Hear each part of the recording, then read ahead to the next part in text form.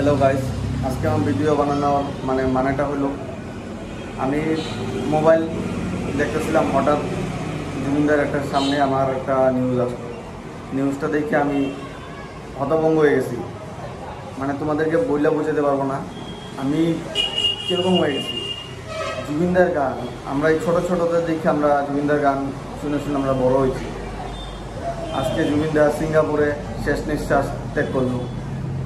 এটা আসামের মানুষ কোনোদিনও ভাবতে পারবো না যে জুবিনদা আমাদের মাঝে নাই। জুবিনদা ছিল আসামের একটা লেজেন্ডার সিঙ্গার। আমি তোমাদেরকে বলে বুঝাইতে পারবো না যেটা আমাদের কি হইতেছে আর কি। এত কষ্ট লাগতেছে জুবিনদার জন্য। এই মিডিলে তোমার এই বঙ্গাইগাঁও জুবিন দা আইছিল। আমি বৃষ্টির মধ্যে ভিজে ভিজে হইলেও বঙ্গাইগাঁও প্রোগ্রামে গেছিলাম জুবিনদাকে দেখার জন্য। জুবিনদা যেখানে আছে আমার ওইটাই ভালো লাগে প্রোগ্রামগুলো। আমি সবসময় জুবিনদার গান শুনে থাকি।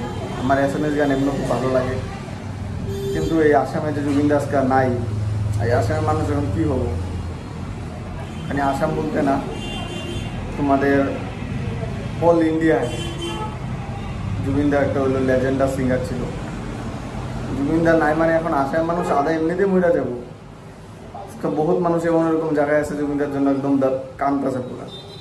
কিন্তু কী বলবো, বলার মতো কিচ্ছু নাই। যেখানেই থাকুক জুবিনদা যাতে ভালো থাকে, জুবিনদার আত্মা যাতে শান্তি হয়, এটাই কামনা করুন ভগবানের কাছে, যাতে জুবিনদাকে আত্মা শান্তি রাখে। কিন্তু এটা ভাবার মতো নিউজ না গাইস।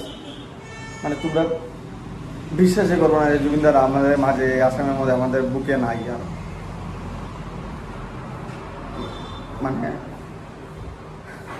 আমার খুব কান্না পাইতেছে জুবিনদার জন্য। এরকম লাগতেছে যে একটা ঘরের মানুষ চলে গেছে গা। খুব কষ্ট হইতেছে গাইজ।